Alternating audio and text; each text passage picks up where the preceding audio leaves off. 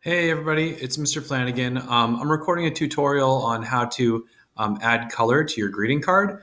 This is a different procedure than we used for our surreal stares and for our creative compositions where we use the colorize function. We'll be using a different method of adding color. So the first step is to email yourself a photo from your sketchbook of your imagery. I just did that, so I'm going to go to my email and open that email up. From here, I'm going to download this to my computer. So I can add it to my drive or I can download it. I'm just going to download it. Just like that. And I'm going to take note of the image name. So it's IMG 521. All right, good to know. All right, so now when I go to Photopea and I go to File and Open, I should be able to find it right in my images folder. Images.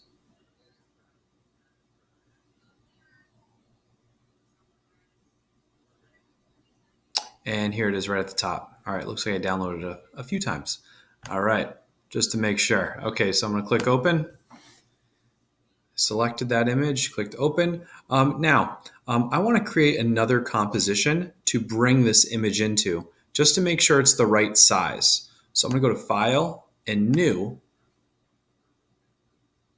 and I'm gonna make the dimensions of this project the same dimensions as a greeting card. So if you have a horizontal greeting card, here, let me just name my greeting card. I'm going to change pixels to inches.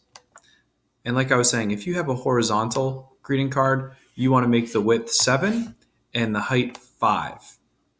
Okay. If you have a vertical greeting card,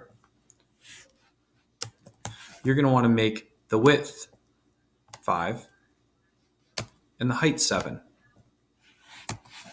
So 5 by 7 inches looks good. It is set to 300 DPI, and that's important because you don't want a blurry greeting card or a pixelated greeting card. So all set here. I'm going to click Create.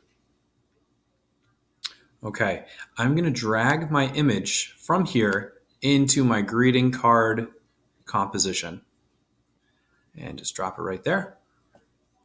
If that doesn't work for you, another method of doing this is selecting this rectangular marquee tool. It's a rectangular selection tool. And what you can do is just select what you want, copy it, go to your composition, and paste it.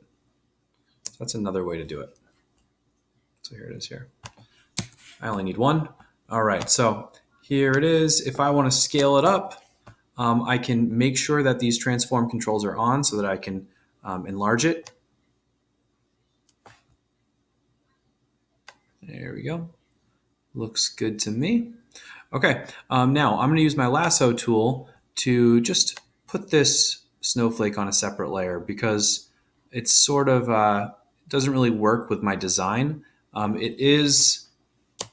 do want to keep it, but I don't want it that big and that in the center. So I'm just going to put on its own layer. I just copied it from this layer, my image layer,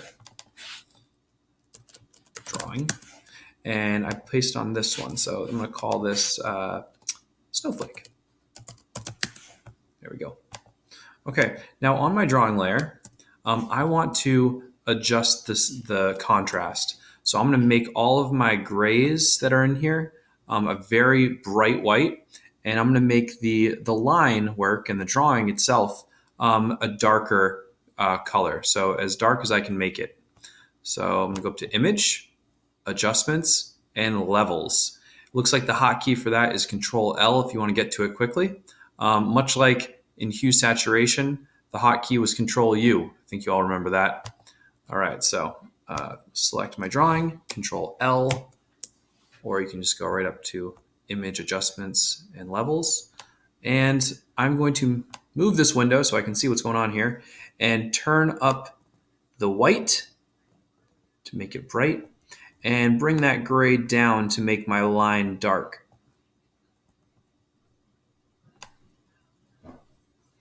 Pretty good to me. All right, okay.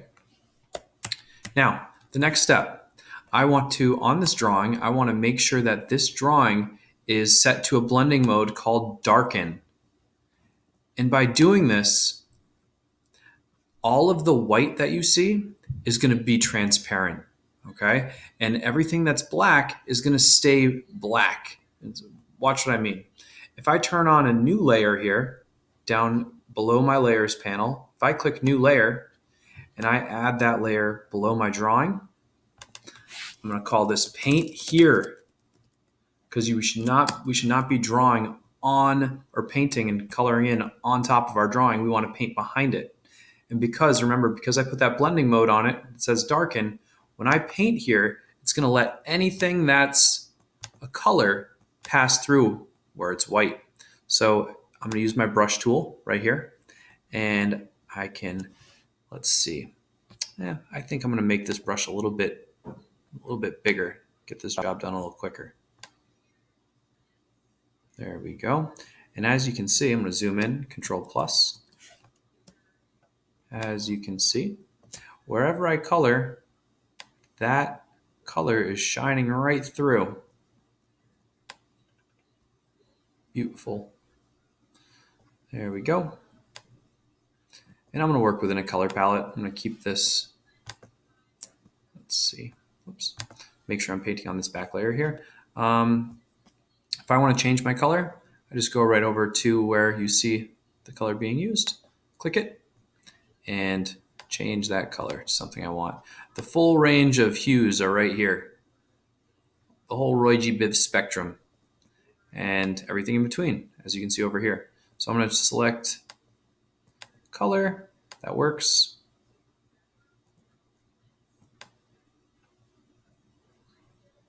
Green sleeves. I don't know about this. No fashion designer, that's for sure. Okay, there we go. Control. If you click Alt, or hold on, let me see. Got my brush selected, good.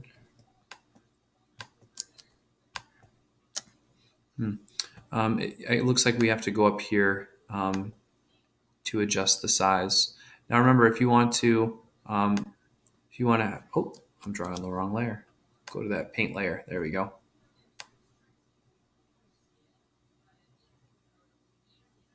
There we go. And I'm going to give him a Simpsons yellow face here.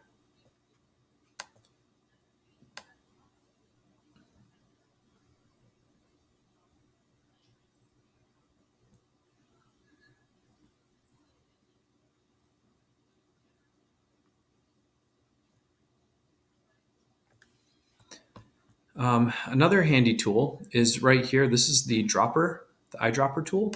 And what this does is it allows you to select a color. So if I know I want to use this color again, instead of me having to find it and say, oh, where was that color? It was green. It was sort of a variation of green in here somewhere. Instead of doing that, I can just use this dropper tool to pull the color. Now watch my box where it's yellow here. When I select this, it changes the color. So I pull that color right from where it is here, and now I can use it again. So I'm going to use my brush now and go back to coloring in with that color I had just pulled from my drawing. All right, guys, so that is pretty much it for now. Get all of your colors done, finish adding all that color, and you'll be in a great place for when we meet again on Tuesday. All right, so that's really it. If you have questions, please email me.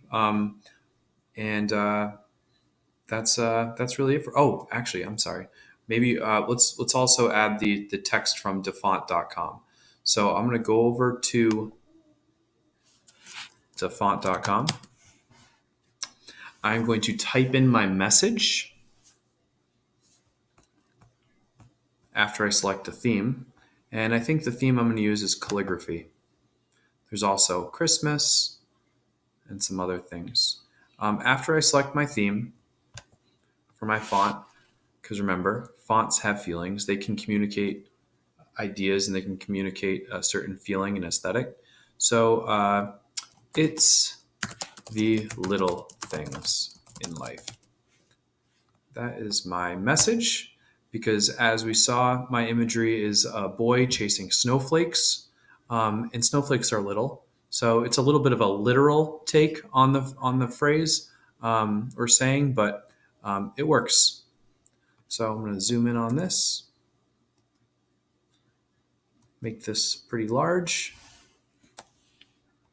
And then I select Control Alt and Boxy Line. It's right above 6. And I'm going to take my screenshot here.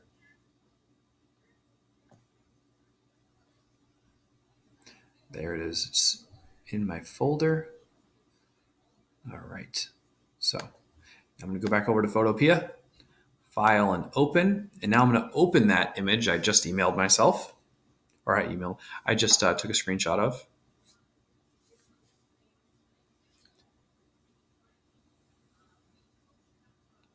And I'm going to use the same procedure that I did for my drawing. I'm just going to bring it right into my composition that is 5x7. There it is. There's my screenshot. So again, it's Control Alt and Boxy Line, which is the key right above the 6. There we go. Here it's opening. And I'm just going to select the area that I want. I'm just going to take this. I don't want everything there here. I'm just going to take that, copy it, go back to my composition and paste it.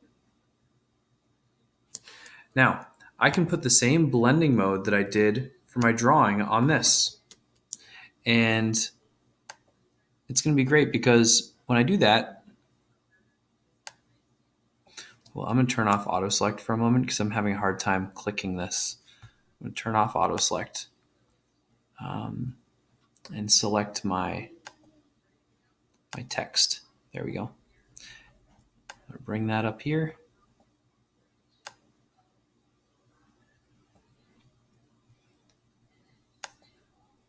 I'm going to put that blending mode on it, the darken blending mode. And now you can see the white's clear. And on my painting layer, I can fill in behind it. And it'll shine right through all this nice color. It will shine right through. That's going to take forever. Why don't I make my brush bigger? There we go.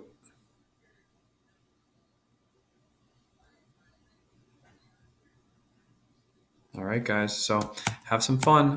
Looking forward to seeing your updates in your digital sketchbook. So please make sure to update. As always, go to File and Save as PSD to save all of your layers.